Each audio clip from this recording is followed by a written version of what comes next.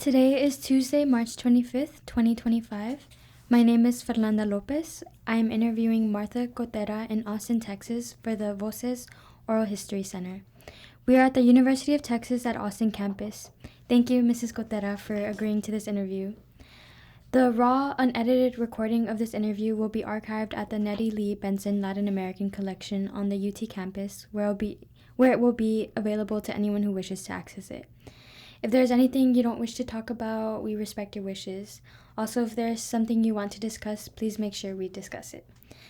Please also let us know if you need to pause the interview. Today, we are going to talk about your life experiences. As part of this, we'll also discuss your years as a political activist. And we can start in your childhood and early life, and if you wouldn't mind sharing memories of your early childhood and what your family life was like growing up. Okay.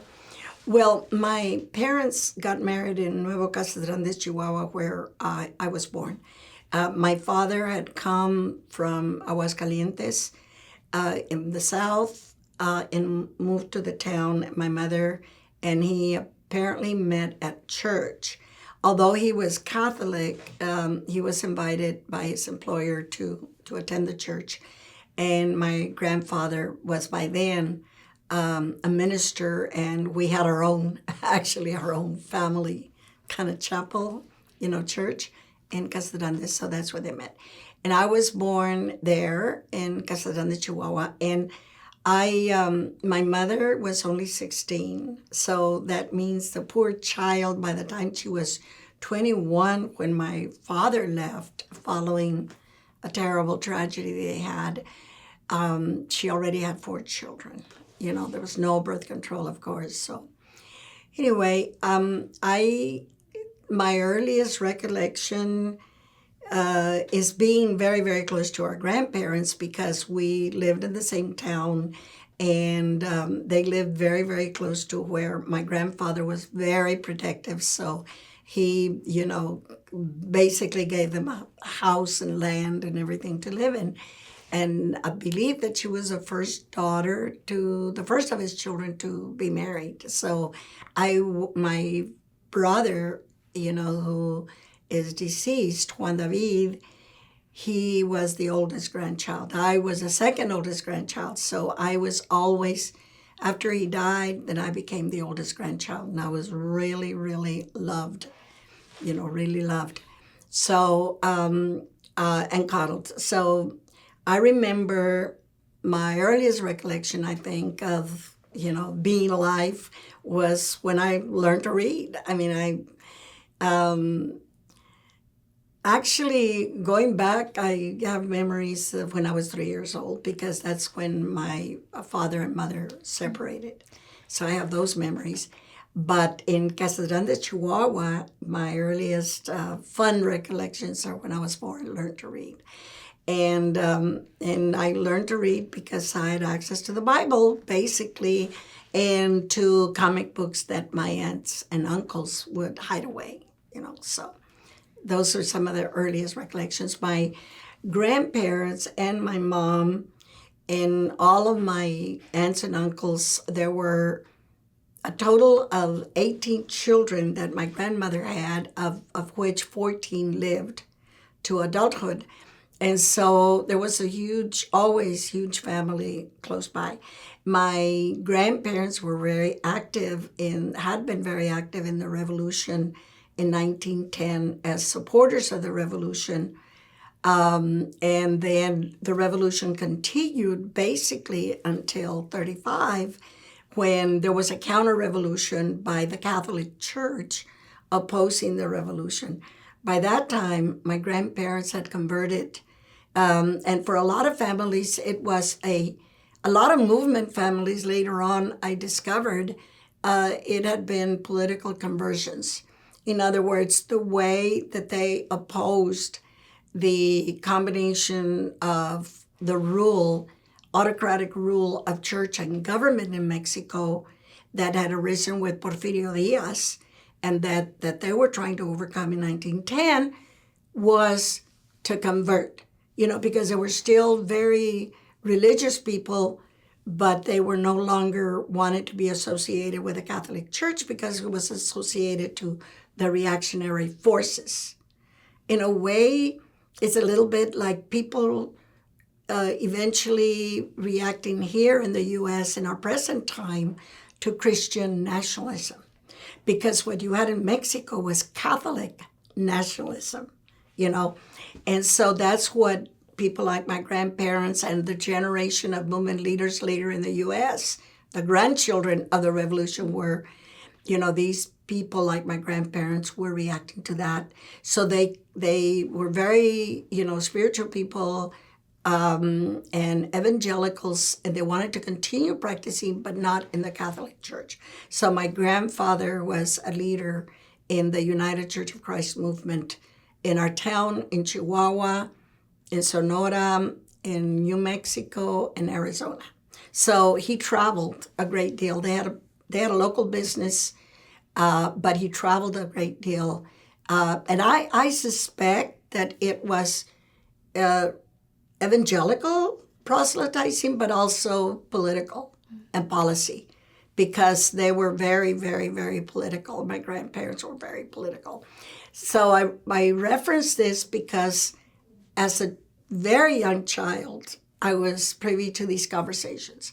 And I listened very closely to, and children listen, you know, to what was being said about why the revolution was still going on, because I was born in 38, and the war, the counter-revolution was up to 1935. So it's only 3 years later. So anyway, my childhood was very much impacted by this.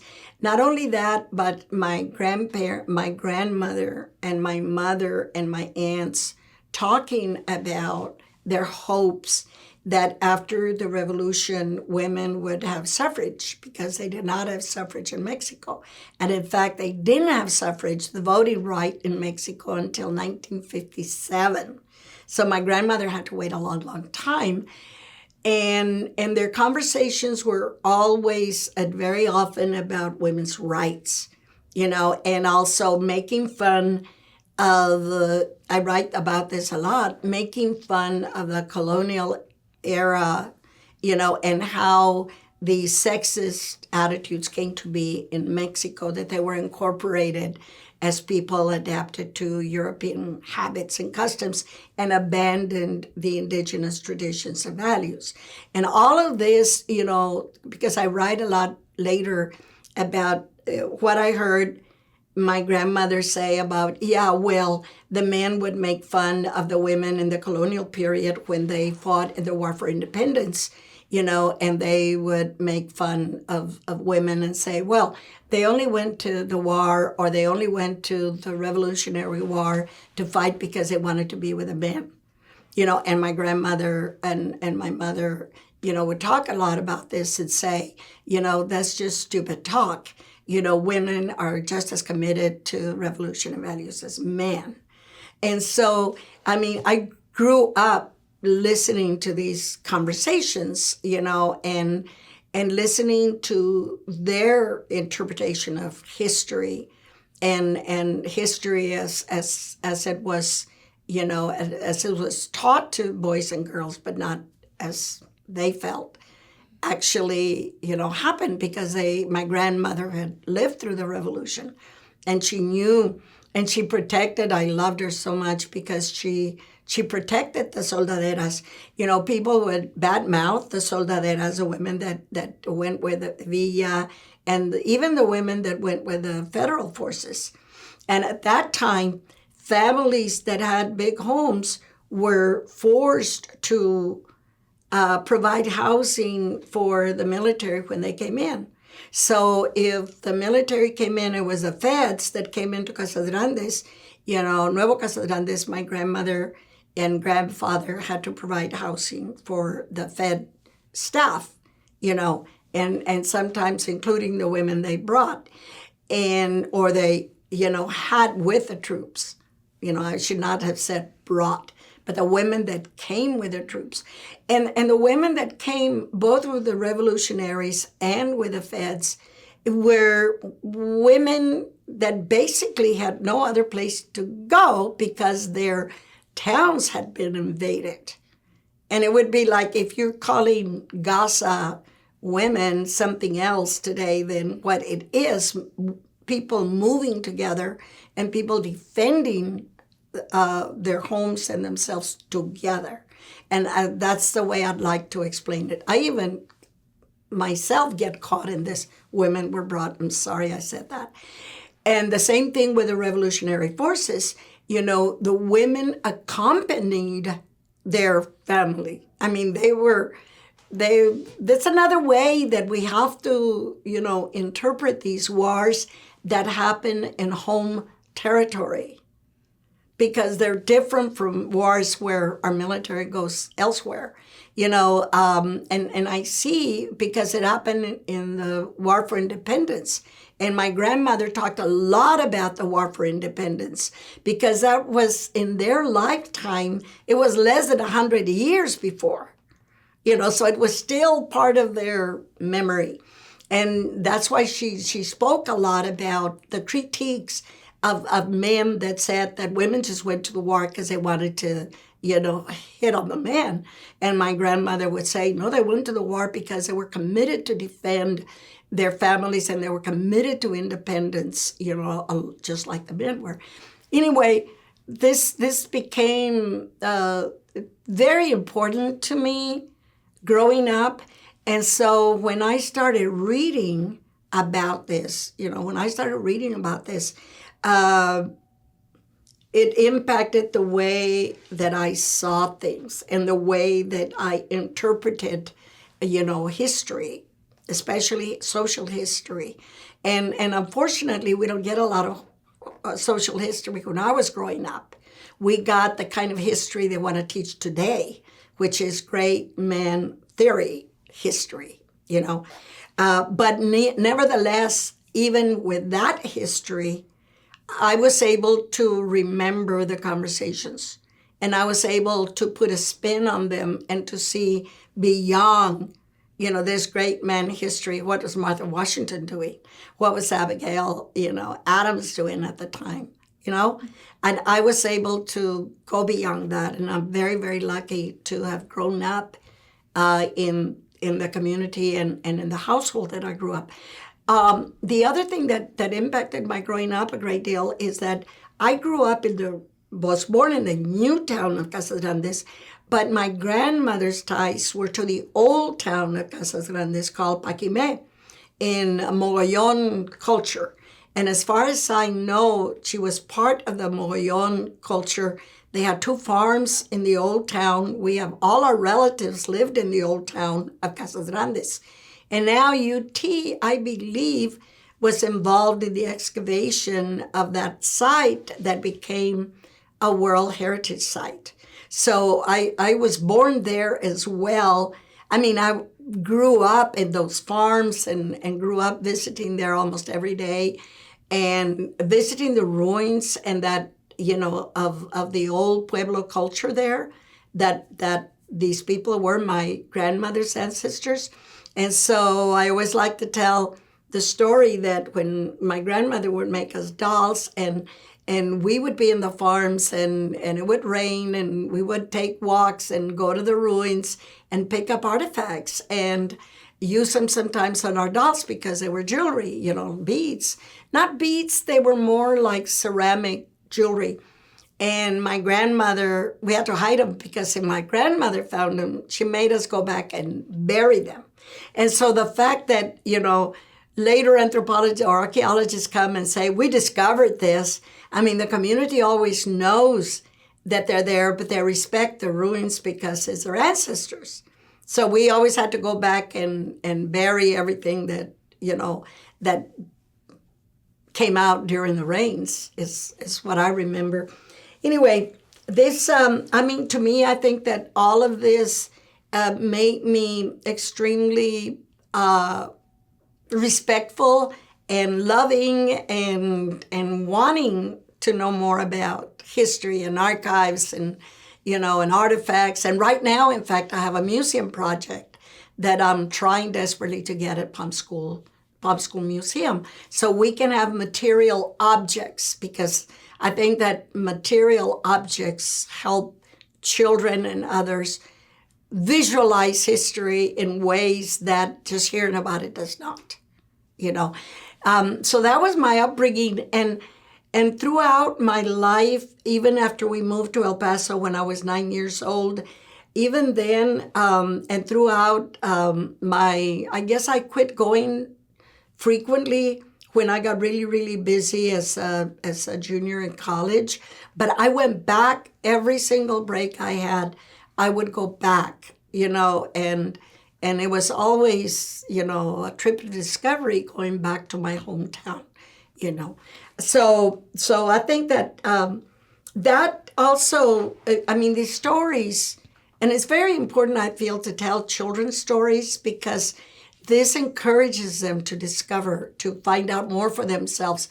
And I think that this is the thing that this kind of environment motivated my love of reading. And I started to read, I learned to read on my own when I was 4 years old. It's what I remember. And as we were very, very Christian family, the Bible was one thing we were always encouraged to read.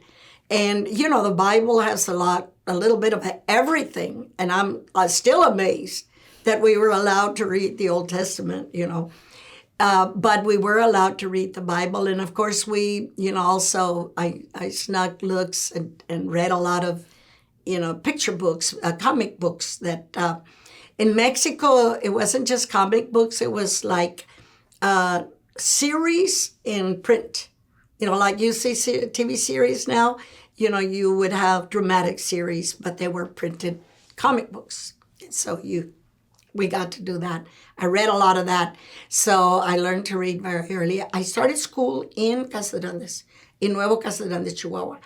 And I had a best friend, Lidia Robledo. And my best friend and I were just like my mother had been in school.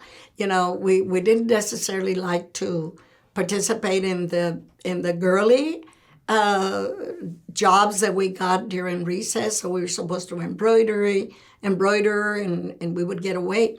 And they had a punishment thing that was very abusive for children, I'm sure, but schools were not necessarily very enlightened places then. And so they had a basement or half basement, and in the basement they had what they call la tailita. And la tailita was something they apparently dangled before children. When children misbehaved, they would lock them in that basement, mind you, in the dark, and have that thing, whatever it was. So one day, my friend and I decided to break in. So after school, we stayed after school, and there was a window that you could go into. So both of us went through the window into the basement to see what la tailita was. Well, it was an it was a skeleton. I can't remember the word in English. It was a skeleton that they just dangled on a string, mind you. But wasn't that horrible? And they had the skeleton in the dark basement, and we just laughed. I mean, we just thought it was so funny. And so then because we weren't about to be punished, but we could break in and see what it was. And so that, we were not afraid. And that's the other thing that I learned, that, when somebody was supposed to frighten you with something, if you had the means to do it, go ahead and see what it is that they want to frighten you with. Find out if you can, and so I've never been afraid. I guess the closest that currently I'm afraid of, as we're going through this moment, the only thing that would frighten me is like what happened to the immigrants just this week that were, just arrested and taken away by plainclothesmen and put on a plane and flown out and taken somewhere else. That is frightening, because there's no way that you can anticipate that experience, and there's very little other than what everybody's doing that you can actually fight it. So I think that the dark side of injustice is the part that could frighten me, you know. And thank God I didn't get to experience it, because when we migrated to El Paso, you know, we moved to El Paso because my mother was remarried after my father left. And my father left because I think, looking back at the whole situation and understanding the whole situation of loss, in the summer of 1940, he and my mother lost two children. You know, one died of intestinal fever. There were no antibiotics at the time for intestinal fever, and people knew very little about it. So the children just basically dehydrated and died. And my oldest brother, and the Miguelito, would have been the brother that was between myself and my sister that was born that year in September of 1940. My oldest brother had died in June, and my little brother that was younger than me and a little older than my young sister that still lives was 18 months. And my father left in September. And later, much later, when Juan and I lost our son to trauma, when he was kidnapped and murdered here in Austin in 1997, I realized, because I read a lot about trauma and I had the benefits of therapy, my whole family, Maria, Juan, and I realized that I had always been very, very harsh with my father for leaving. Whereas then I got to understand that families that didn't go through therapy and went through trauma broke apart. That it was more often than not, they broke apart. And that's how our family broke apart. And my father left, and he went to Tijuana and later died in 1992, thereabouts, died in San Diego. He, by that time, had a second family, but we were always estranged. We were never together again. And so it was very traumatic. It was traumatic for the hometown because it's a small community. And everybody was super angry because he was an outsider that had been brought in, that had been nurtured, that had been supported. My grandparents set up a textile business for them because he was an expert in textile, in blanket, weaving from Aguascalientes. And everybody, they got a home, they got extra property that was put in my name when I was born. My grandfather was very generous. And so when he ran away, you can imagine, and then my grandfather immediately said, well, told my mother, you're staying here. You're not going anywhere. And my mother said, no, I'm going to Juarez and I'm going to go work. And I'm taking the girls with me, because by that time it was just my little sister, who was born in 1940 in September when he left, my father left, and my mother moved to Juarez so she could work, because she said, if I stay here, these girls are only going to get a sixth grade education, because there was no high school in our town, and only the boys got to go to high school in Chihuahua, in the city of Chihuahua. And so my mother said, no, these girls have to go to school. So we're moving to Juarez. And so she went to Juarez and found a family where she could rent a room, a pension. At that time there were no apartments, but families, there were boarding houses and there were group homes, so you're a single mom with kids, you could rent a place in a family, and that's what we did. And then she met Mr. Castaños, Enrique Castaños, who lived in El Paso and was just a wonderful, wonderful, wonderful person, much older than her. She was in her mid-20s by that time, about 26, and he was like 45. But they were really a good match, And so she was married, and we moved to El Paso. And I was 9 years old. My sister was 6. And That's how we came to the U.S. 6 months after we moved, he died of a heart attack.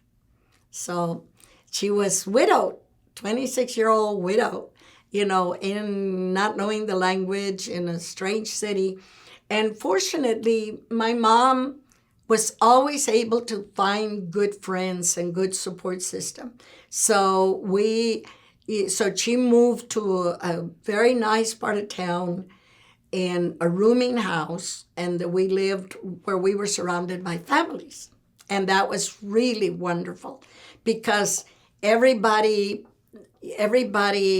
gave her a lot of attention and support, and that's why I think, my life, I've always tried to be a resource for immigrants, and I was very proud that one of the awards that I received about 3 years ago was the Otley Award, which is the award that Mexico gives, the highest award that Mexico gives to Mexicans living abroad who look out for the community. And when I got that, when they told me I was getting the award, it was at the consulate office, I cried. I cried and cried and cried and cried, and I could not stop crying. And I felt like my mom was giving me the award. My mom had died already, and I just felt like it came from the heart, and it came because I did whatever had been done for us.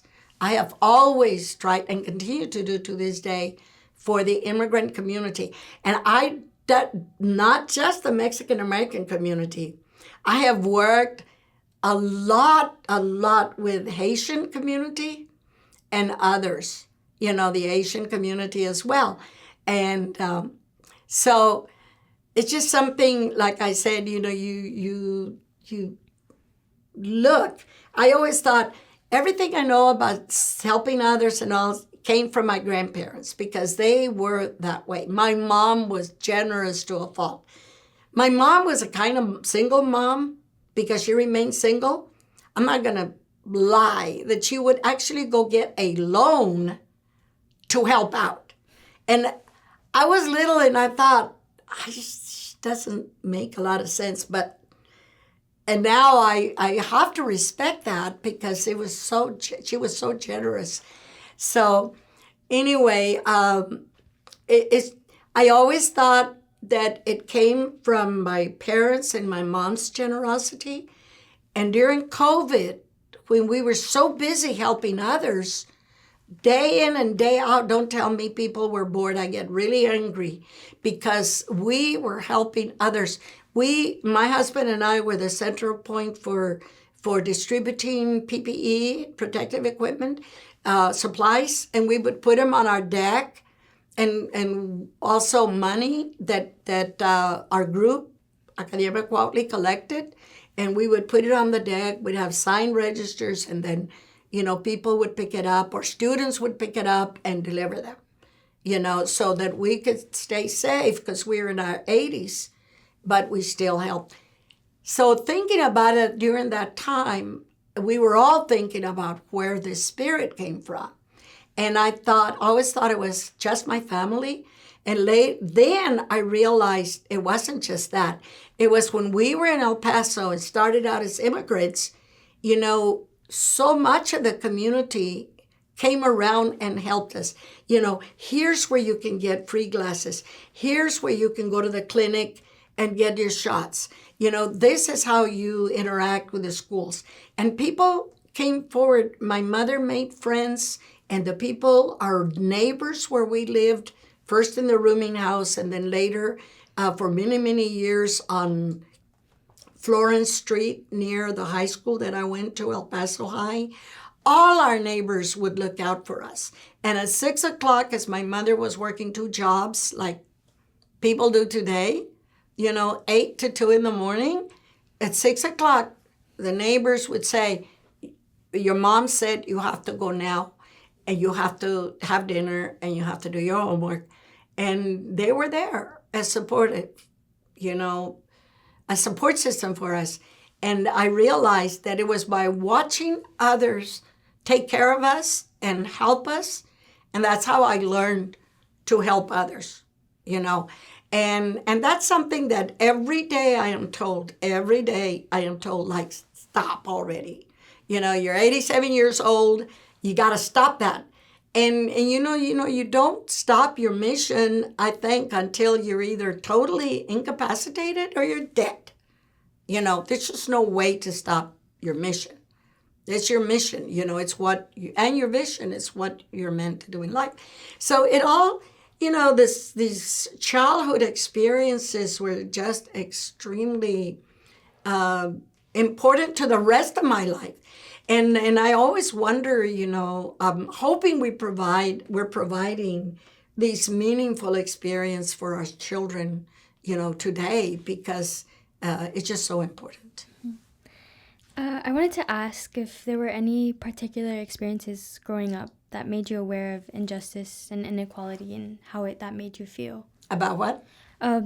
Any experiences of injustice and inequality and how that made you feel growing up. Oh, yeah. Oh, yeah.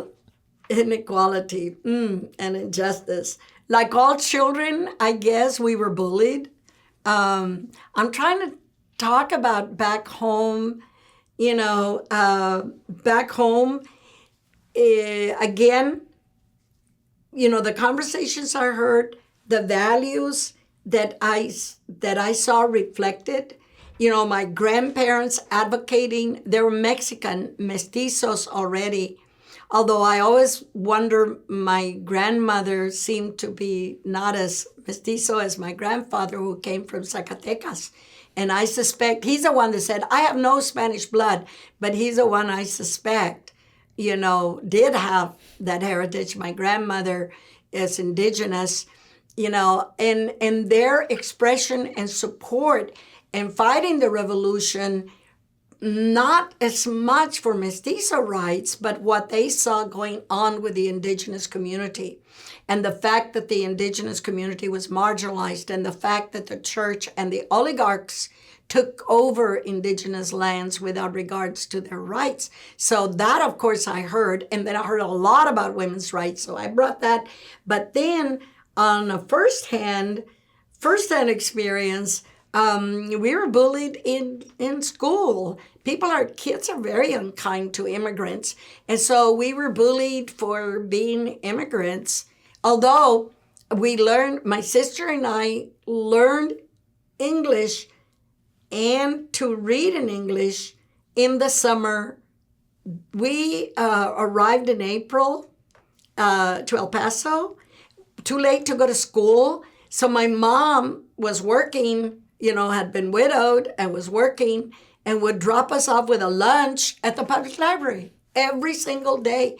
And these children librarians too, Elizabeth Kelly and Miss Marcus, took care of us. And later, Elizabeth Kelly remained my mentor forever. She's the one that got me the college scholarship. She's the one that got me the full-time job at the Austin Public Library, because by then she was head librarian. She taught us to read, and Miss Marcus, you know, taught us to read.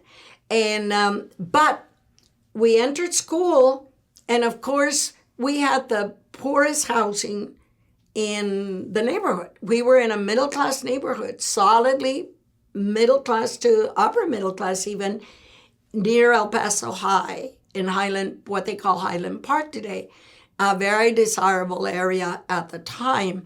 And so my mother wanted to be there because she had 2 jobs, and she wanted us to be safe, in a safe environment.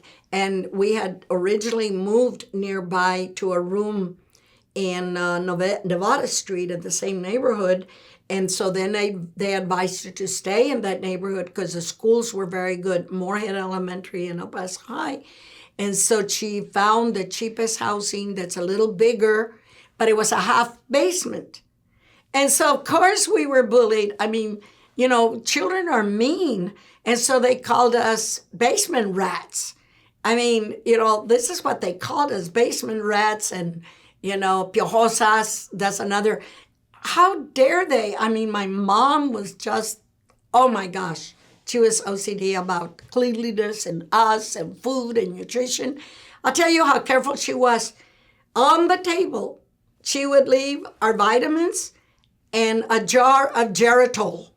Well, Geritol, she didn't know any better. She just asked for something that was good for you, for your body. And the pharmacist suggested Geritol. Well, Geritol is for old people, and I knew that it was, but I was too scared to tell my mom, Mom, this, this is for old people. And she left it on the table with a belt. She never used the belt, but she would leave the belt there, and we knew that belt represented her authority, and we better take those vitamins and that Geritol every day. And she also gave us, I'm not supporting R.F. Kennedy, but in the old days, people gave their children cod liver oil for the omega. We were vaccinated, but she also gave us cod liver oil. Every day we had to drink cod liver oil for the, omega properties. Omega-6, I'm sure, is what it has, But she was that careful. Anyway, we were called every name under my sister and I. And my sister was a kind that got even, beating people up. I mean, she was real tiny, but she was very forceful y muy corajuda. She had a bad temper on her. And man, I mean, she punched people out. Literally. And she did that, throughout. That was her response. My response to getting even was do the best grades in the room, And I said, okay, they can call me basement red. They can call me piojosa, means that you got lice in your hair, But, I'm going to show them up anyway because, they can show me anything, but they can't beat me on the smarts. They can have more money, they can have better housing, they can do whatever, but they're not going to beat us on the smarts. And then my mother was so OCD that we went to school in starched outfits. We, dressed to the nines all the time. So anyway, yes, I grew up being bullied, and I got even by getting 150 stars every semester in my reading scores. And 150 each star, you got certificates at the end of the semester, each star represented a book read. And so my mother signed me up for the Book of the Month Club. And then, of course, we had the school library, 150 stars, And that's how I got even all my life. I have used my brain power. I've used my brain power to show bullies up. And I think, thinking about it, yeah, that's why I wrote a lot of the things that I wrote and have written is to, show bullies up. Bullies that say, oh, women can't do that, women haven't done that, or Mexicanos haven't done this or that, and just give them information, put it out there and show people. So, yes, I was bullied. And our school, elementary school was fabulous. I only had one teacher in the 5th grade, and that messed me up in math. I was very good in math, but this teacher in the 5th grade, we had a new student that came in, and he was Anglo, and me, and we were new to her math class, and he turned out to be, pobrecito, not very smart. We had the first test. He copied from me, but she blamed me for copying from him because she could not believe that a Mexican would get the same high score, perfect score as an Anglo child. And so she had me removed from her class to the low achievement math class. Isn't that horrible? And it kept me back in math forever then. Because once you're tracked, and she did that to me. I just thought about that right now. That I just remembered right now that it was that one test where we both got 100. And I know his name. His name was Sanders. Last name was Sanders. And she refused to believe that both of us would get the same perfect score. So it must not have been me. Then in the 8th grade, we had a teacher that, that was throwing my papers away, and just throwing them away and just giving you the middle, the C score, the average score. And I complained to the principal and the PTA, and there I got, by that time, I had a good friend, Tissa Goodell, who had come from a Catholic school, and she was also kind of like an outsider because she looked like Raggedy Ann doll. She was so cute. She's redhead, and she's a very prominent scholar today, Tissa Goodell. And so we became best friends, and in fact became co-editors of the high school paper because we were competing against each other. And then we decided, oh, let's not compete. Let's just both of us edit the paper, and they let us do that. So Tissy said, I know what we can do. She said, I'll go with you and we'll talk to the PTA. And my mother couldn't speak English, and I said, yeah, sure, let's do that. So we filed a complaint with the PTA. It was junior high. The principal, junior high was in the same high school. The principal then decided that what I was correct, and that they would move me to another class, same level, but another class to get me away from that teacher. Well, I wasn't happy about that, but I took the opportunity so I could get the grades. When it happened again in the 10th grade, this time I told Mr. Hardy, no, I'm not moving. This teacher he's got to give us the correct rate. Everybody, not just me. I'm not moving. He has to do it, not me. Why should it be the victim that has to adjust to the abuser, And I said, no. I said, he's got to give me my correct rates, and he's got to do the same thing for everybody else. Will not move, because looking back, I thought that it was wrong for me to move and be in a better place, and everybody else that was being victimized stayed with that abuser, And so, yes, thank you for the question. Of course. Let's transition into your higher education and what inspired you to pursue higher education. Oh my gosh, the teachers. And to me, I think, now that they're talking about against DEI, which is against civil rights and opportunity for everybody, I mean, it's really sad because one teacher that really, all of them motivated me. And women were fortunate that we had female teachers. And actually, there were very few male teachers. So we were very fortunate in that respect that we had great role models. Thank God for that.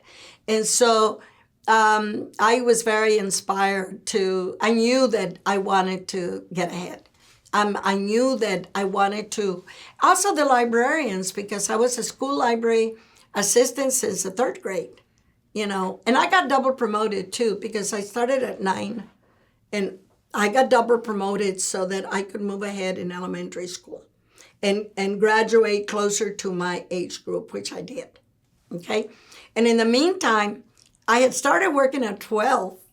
I started selling shoes downtown at a retail store at 12. I lied about my age. At that time, there were no restrictions to now there are restrictions. You can't work under 16.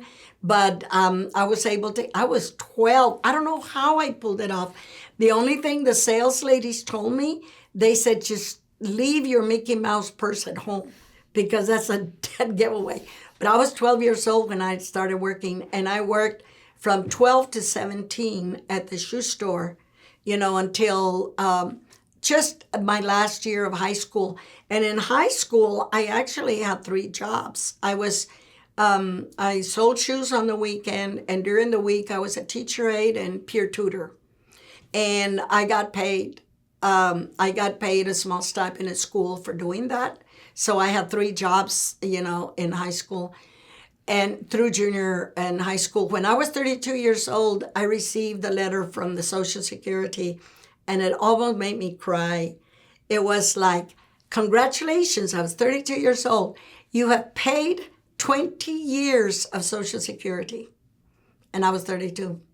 because I started at age 12, so I had paid 20 years of Social Security. So that's a good thing if it survives.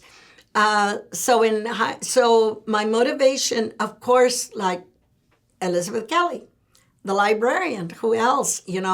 All my teachers, everybody encouraged me, to keep on going.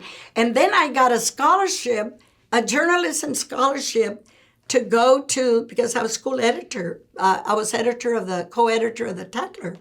We almost got expelled. Tissy and I suspended because we endorsed Eisenhower. I'm sorry, we endorsed Humphrey over Eisenhower, and we were not supposed to do endorsements, but they let us stay in, and we graduated. But anyway, I got a PTA scholarship. You're not going to believe this. The counselor talked me into giving it up. And she said, Martha, I'm, working on my soft heart. She said, Martha, this is a 1-year scholarship. You don't have any money to go beyond that 1 year. Well, you should give it up to somebody that can go 4 years. And I did. That's the dumbest thing I've ever done. So I went to Elizabeth Kelly and I said, oh, well, she said, how are you doing? You're going to get a scholarship? And I said, well, I would have gotten a 1-year scholarship. I said, but since I don't have money to go the rest of the time, I thought maybe somebody else should get it, and I should go work. Try to do the best I can. And she said, nonsense. And she went to the International Altrusa Club, and they gave me a 4-year scholarship. It's a women's club in El Paso, and a book grant every semester. So I had that. And then Elizabeth said, you can come work here at the library because you've been a library clerk since 3rd grade. And I was in the high school library. I was a volunteer there. So she said, just come and work for us over here. I have a job. You can have it in September. You can have it this summer. She said, just go ahead and you can work over here full time. I needed to work full time to help my mom. So I needed a full-time job, and then I had full-time studies. I had to take a minimum of 12 hours for the scholarship. In the meantime, in school, the way they tracked us is they made all the Mexicanos and Mexicanas take VOE classes. So that didn't leave room for college classes. So what I would do in the summers, I would go and take at the technical high school, I would go from 6 to 9 in the morning. I would go to class to take the VOE classes. And then I'd go work at the shoe shop. And that's what I did every summer. So by the time I would go back to high school in September, and they said, well, you need to take bookkeeping, stenography, and typing, I would say, I've already taken that. And then they would let me take the college courses. But that's how they tracked my generation into not going into college, by making you take the VOE classes. Well, that took up all the time. Then you had no time to take college, level classes or the classes that would help you with college. So that's how I got around the tracking, deal. And it cost me a lot of money because I had to pay for summer school. And I had to get up. I had to be at class by 6, go to class at 9, then go work till 6. So I was literally doing, 6 to 6 every single day of the summer in order to be able to take my college level classes. Oh, I was put through the ringer. I'm glad you asked that question too. I was put through the ringer. And then when I was then Safeway offered me a fabulous job in their administrative training program. Like H-E-B had. Safeway was a grocery store chain like H-E-B. And they offered me 3 times the salary that I would make at the library, full time. And my mom was like, oh my gosh, maybe you should consider this, maybe, but it was not college track. It was like administrative. It was professional, but, in retail, because I had 5 years of retail experience already. so they wanted that and my good grades and everything. So it was 3 times as much. I will never forget, because I think the library was going to pay me 25, something like that, something like maybe $25, and these were monthly wages, very low, $25, and Safeway was offering me 75. But I took the library job because a library job was 9 to 9, and I could go to school in the morning and work in the afternoon, or I could work in the afternoon or I could do the otherwise. And the library adapted to my schedule. They let me do my college schedule first, including labs, and then my library hours were at Elizabeth adapted them, so that I had a chance to work Saturdays. So that means that, Saturdays I could do 8 hours, cut my week hours. Anyway, that's how I managed. So I worked 4 years of college, and I worked full-time, and I went to college full-time, and I had to maintain a B+ average or better for my scholarship. I was so tired. Wow. And you went to college in El Paso. It was called Texas Western College. Okay. Are you tired? No. I'm tired just talking about it. Oh, it sounds like a lot. Mm. And at what point, or this was before college, since you were a child, but at what point did you begin to recognize these systemic inequalities and realize that something needed to be done? Okay. Again, back to my upbringing. Mm-hmm. When people are in the middle of a revolution, they talk a lot about systemic inequalities. You kind of pick that up intellectually. You realize that the combination of power in Mexico between church and state and the oligarchy made everybody poorer and desperate, and we had basically almost a feudal society, and the indigenous community, unlike today in Mexico, had very few rights, okay? And that things were pretty bad. And then, when we got to El Paso as immigrants, I realized that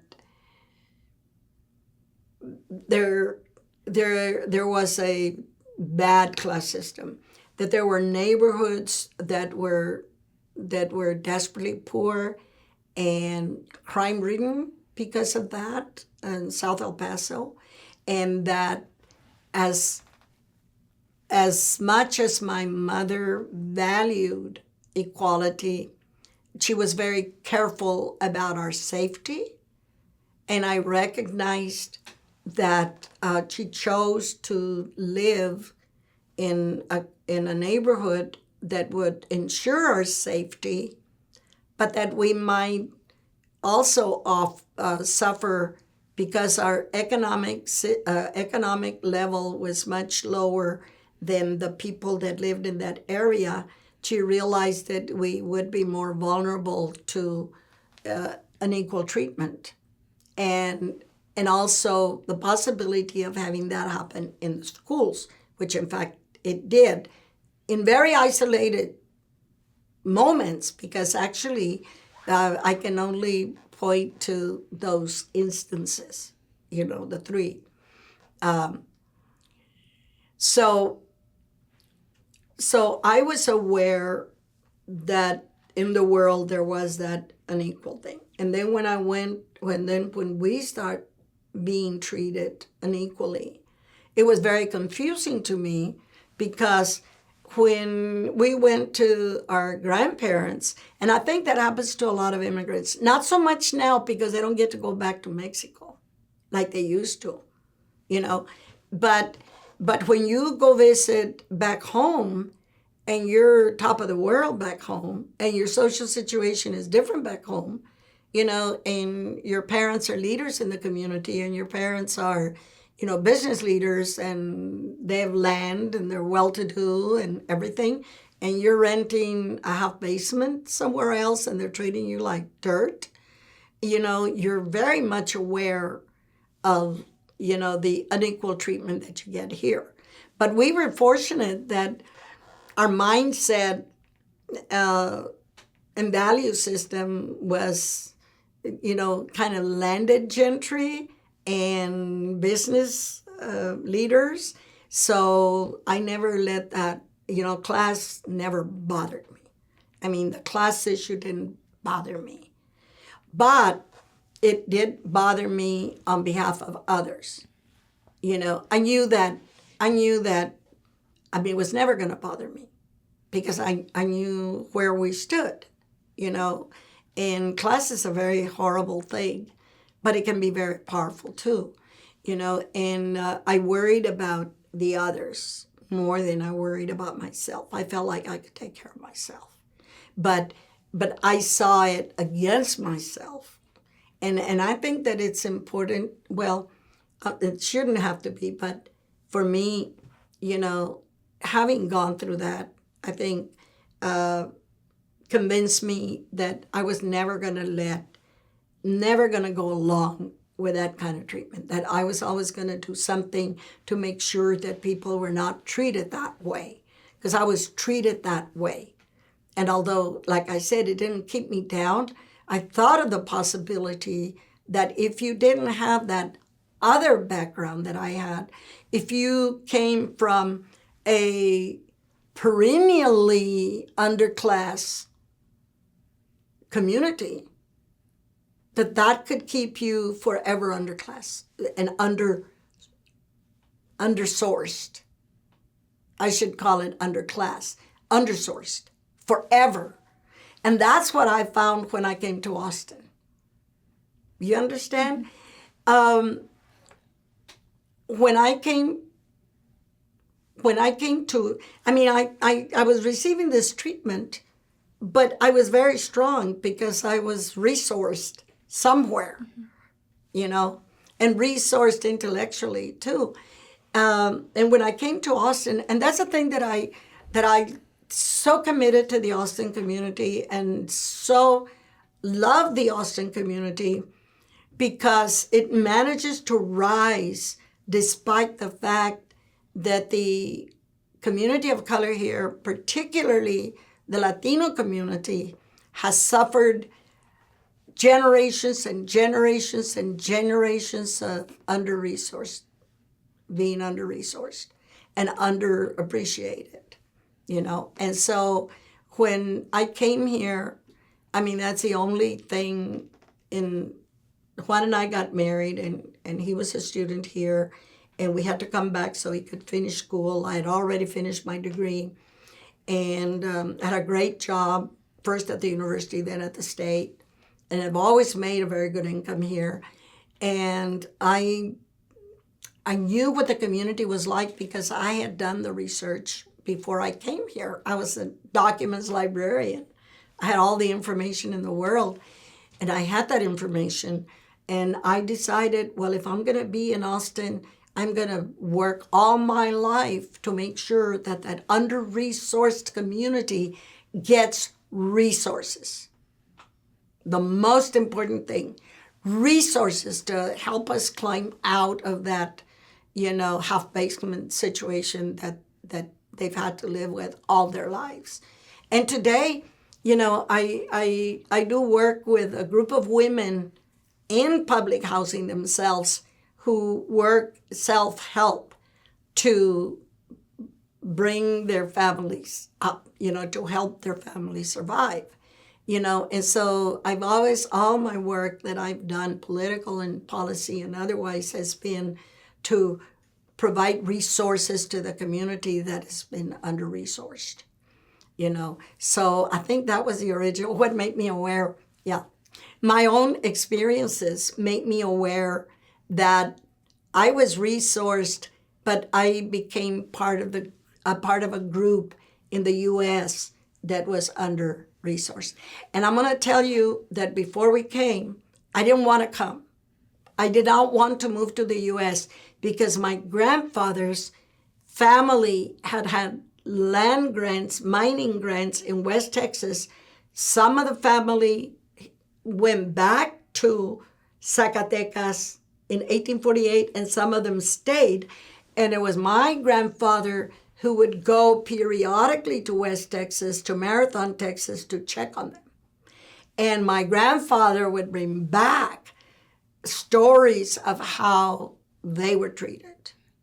You know, how the health authorities would go weekly and check on the cleanliness of their homes. And they were treated like slaves and treated horribly. So I hear these stories. The last thing I want to do is move to the U.S., but, we had to move. But I was ready. I mean, my little old, feelers were up there. Like, I'm not going to let myself be treated, like a feudal serf here. I was already kind of like prepared. Same thing when I came to Austin in 63. I looked at all the statistics, at the census numbers. I saw that Montopolis had 2 years of education and West Austin had 16 years of education. And I thought, oh, that's a long ways off. And so, and other things, that were, for God's sakes, 2 blocks from the Capitol, there were cabins when we arrived here with outhouses.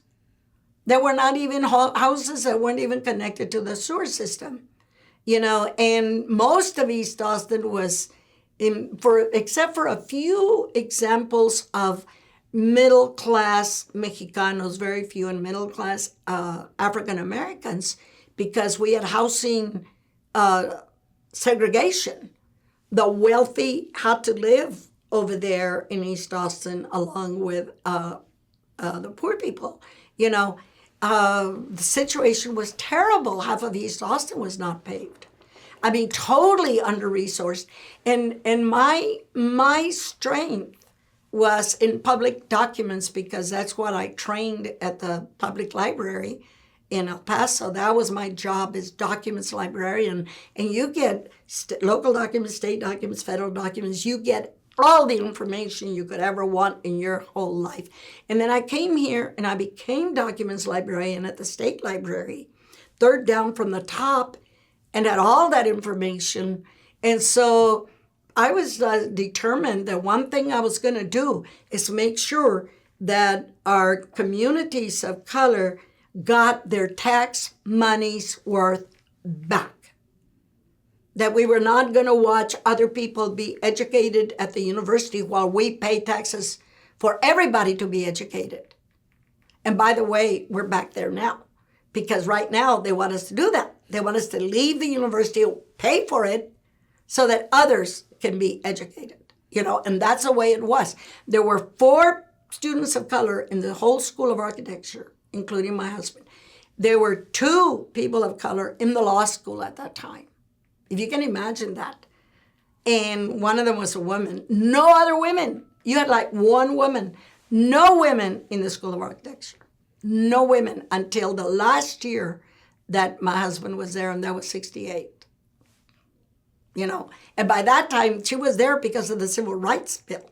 So we got a chance to work, as the national people were working on civil rights, we got a chance to work at the local level in every city and every community on civil rights, doing our work at the local level so the national could pass. So we had to work that. What were you doing specifically, like at the local level? What work were you involved in? What were the moves? The moves have always been this. The way to get resources to the community is to educate the community about the fact that they are taxpayers. That every child that buys a piece of candy pays taxes on that candy. That every person that pays rent pays property taxes on that property. Not the owners. They pay the rent. And that those taxes require that you pay into the system, require equal access to you for your community. Paved streets, good sewers, good parks, good libraries, good rec centers, good cultural centers, museums, health service, everything. And that's what I work with in Austin.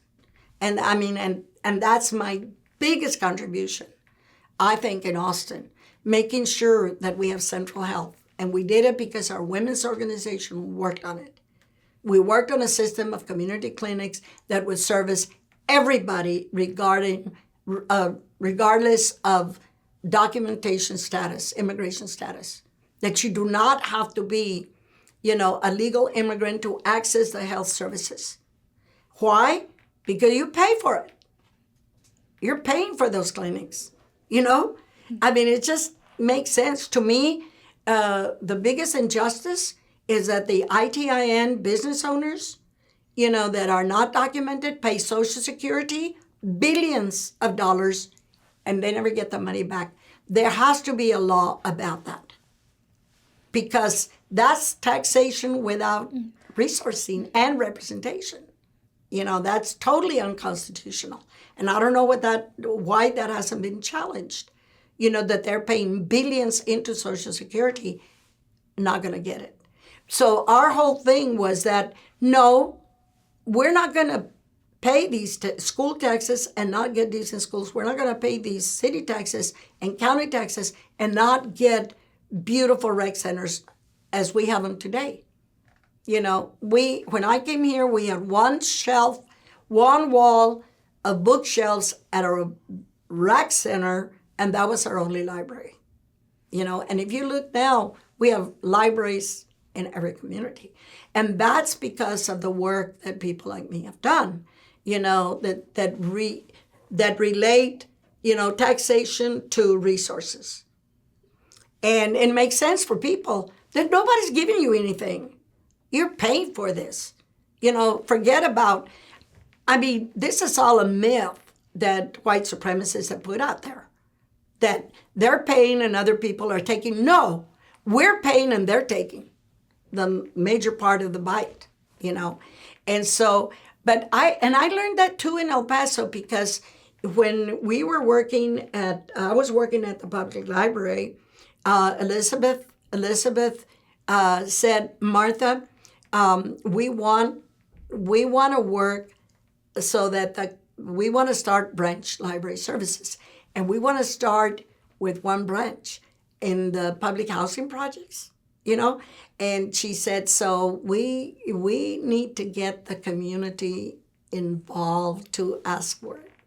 In other words, Elizabeth was pretty radical, and she said, but if we have the community buy-in and they're the ones that are asking the board, then, we open it. I want to do this. And so we got Armijo Branch Library opened.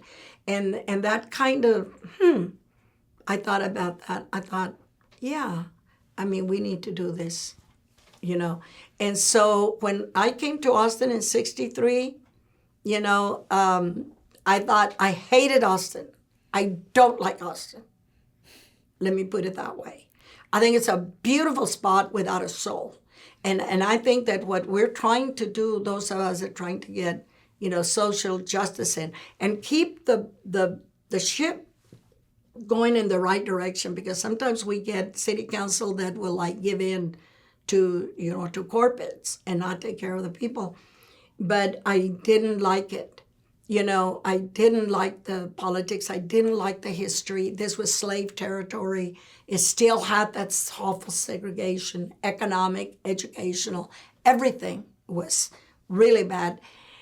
But I loved the people, and I thought, people that love their community despite the community being so awful, have got to be really good people, and I loved the community very much, and they don't always love me back, sometimes, nothing, sometimes they think that people from the outside are just meddling, but you can't let that worry you. So they don't like it, fine, you're just doing the work. You're not asking for anything, you're just doing the work. And so as coming to Austin, what your activism began to take shape? What were you directly involved in at the time? When I first started being active, Yes. well, in high school, it was that endorsement of, getting involved with national politics and trying to do away with McCarthyism. Trying to do away with that oppressive environment where, the first serious job that I got, I'm talking about serious. Like at the public library, they didn't make me sign a statement saying that I had never been a member of the Communist Party. But when I first got a state job, with the Texas State Library, I had to sign that statement saying I had never been a member of the Communist Party. You cannot belong to the ACLU. But my first activist was high school, elementary, high school, but here in Austin, well, in El Paso, it was a Viva Kennedy, Viva Kennedy campaign to overthrow the very repressive Republican, administration of the 50s, McCarthyism, the last bit of McCarthyism, the fact that women had no rights, the fact that we had no health services, no birth control, nothing like that, made us support in the late 50s for the 60 campaign of John F. Kennedy. So we had Viva Kennedy clubs all over the nation, and we had one in El Paso and one at the university, and we worked on that one. And it was to overcome the last of McCarthy, nationalist movement that was so awful, oligarchic, and kind of like we have today, And so we're trying to overthrow that, and that's what I worked. And then that's when I decided to become a citizen, because I had always not wanted to become a citizen. I was a legal permanent resident, but not a citizen. So then I became a citizen in 60. I guess I became a citizen in time to vote on the 60 election. So I became a citizen in 1960. So I could vote on the Kennedy election, and then I've been a citizen ever since.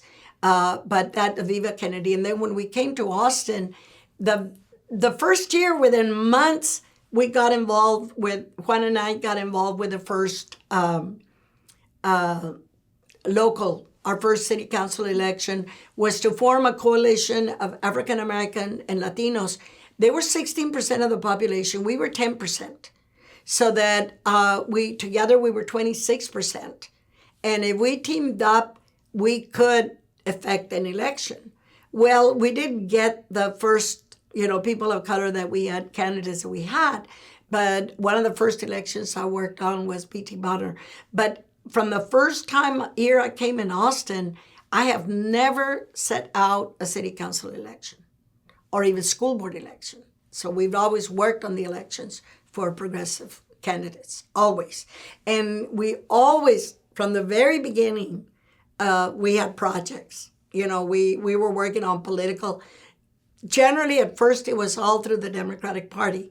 And then in 1970, we formed a third party, a Raza Unida party, that we were founders, part of the founding members. And could you talk a little bit about that? The Raza Unida party. Well, we, like I said, were very hard workers for the Democratic Party. And when we first came in El Paso, and then we first came to Austin. But the Democratic Party was the old Southern slaving party, that was against progressive politics. And so the Democratic Party, it had John Connally, Perry, Phil Graham, all the Dick Arms, all the leaders of the Republican Party now, or the founders of the modern Texas Republican Party, were Democrats. And they took that base eventually. When Raza Unida got established, the Democratic Party remained very weak because, the progressive wing left and formed the Raza Unida Party. We started working in 67 on it, 67, 68, 69, and we started it in 71. in the fall of 71, we started it, you know. So we left, the Republicans left, and strengthened the Republican Party, and the Democratic Party, very kind of moderate, was left behind. And I think it's still suffering from that, and I feel very bad about that. It's still suffering from that a lot because the two elements left, and then we eventually returned. But a lot of people from Raza Unida never really returned to the Democratic Party. So we were active in the Democratic Party, but there were very few progressives. So it was not very satisfying. Connolly, who then became governor later, Republican, that's what it was. He became a Republican leader. That's what it was. So that's why we formed Raza Unida. Now, Raza Unida Party, if you look at the platform, it's everything you dream of. It's bilingual education, it's women's rights, it's social justice, it's, court appointments, it's immigration reforms, it's educational reforms, health service, universal health service. Everything that you see today, everything that was promoted by the Civil Rights Act was the platform of the Raza Unida Party. It was an ultimate, progressive party, like you see AOC talking about today. Tax reform, everything, education reforms. So that's what we were hoping for. And in the process, like the most votes that we got for governor in 72, I think were 212,000. But that's a big chunk of people at the time. We didn't have the millions we have today. And so it helped to politicize our community at the grassroots level in ways that they had not been politicized before. So that was the impact. Another big impact was educational reform. It helped us solidify the civil rights legislation at the state level on bilingual, bicultural education. It also helped us with women's rights because Raza Unida Party had a very strong women's rights platform, stronger than the Democratic Party and, of course, the Republican Party. And so we kind of led the women's rights agenda as well and helped pass the ERA, because we got the Raza Unida worked with the Democratic legislators. We didn't have any Raza Unida legislators, like Gonzalo Barrientos and others, to pass the ERA in Texas. In fact, Texas has Texas ERA and approved the national ERA, And what was it like advocating for feminist issues in the Raza Unida Party that was often male-dominated? Oh, they insulted us and they, told us to go home. I was on stage one day and we had formed a coalition of men who felt marginalized because they wanted, like my husband, he didn't want just political issues and political power for the leaders, but they wanted a social agenda. They wanted health, housing. It was a very important issue. Education for men and women, very important issues. Women's rights. But the male-dominated party didn't want to touch on those. They just wanted us to do the hard work and keep our mouths shut, including men like my husband, who were supporters of a progressive agenda. So we had a coalition, and we would have big conferences, and we formed a coalition, and the coalition asked me to speak, before the whole audience. And so I went up to the mic to present our demands and what we wanted the party to promote as an agenda. And then some kid, screams at me to go home and wash the dishes like that and take care of my family. Well, my family was right there. Everybody's family was there. Nobody was home washing the dishes. Everybody was there. And so that's when I decided that what we needed to confront the party with was information, because when we started speaking out, then they said, well, you're just pushing the Anglo-feminist agenda. And we said, no, We don't have to go to anybody's feminist agenda. We have our own feminist agenda, and we have our own feminist values and feminist tradition and feminist history that is nobody else's. And so then that's when not only myself, but, the women in California, the women in New Mexico, the women in Colorado, were also working on feminist history, And so that's when I thought, well, I have to write, put together, they'll say, and I'm not much of a writing. It's more, put together an outline of feminist history, our feminist history and traditions and values with resources so that they could look them up, I first put it together as a profile of Mexican American women, and I put an appendix of all the political action throughout the country that women had taken thus far to promote the women's agenda. And so what we told the men in that and in Chicana Feminist and other feminist writings is that we had our own indigenous and mestizo feminist tradition. And we had our own feminist history. And that we had a duty, we had a duty to all Latino history. We have a duty to, live that history, promote those values, and promote policies that made us stronger, not weaker, as a community. And so that's what we did. And they paid attention because we had a lot of workshops. And because we incorporated this information into the party training, into the campaign training, and into the platform.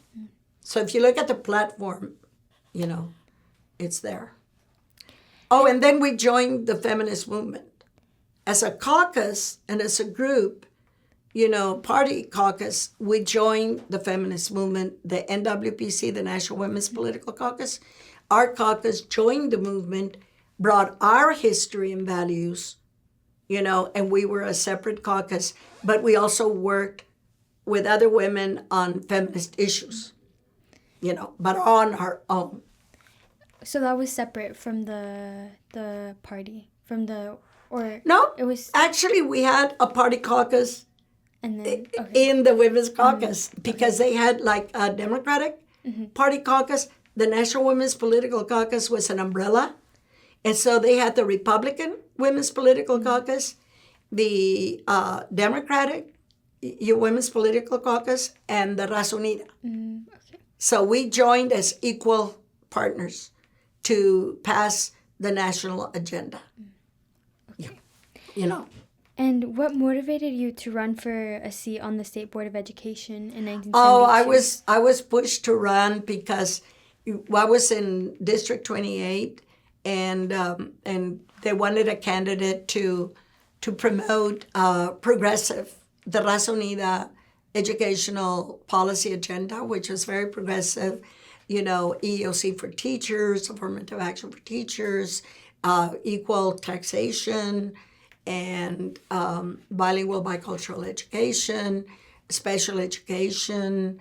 We had a whole political education agenda. So I ran under Raza Unida and campaigned in 28 counties. Wow. A lot of counties. It was a lot of fun. How old were you when you... There was a year that my son was 16 months. He would help campaign. That was in 72. So how old would I have been? 34? I think it was 34.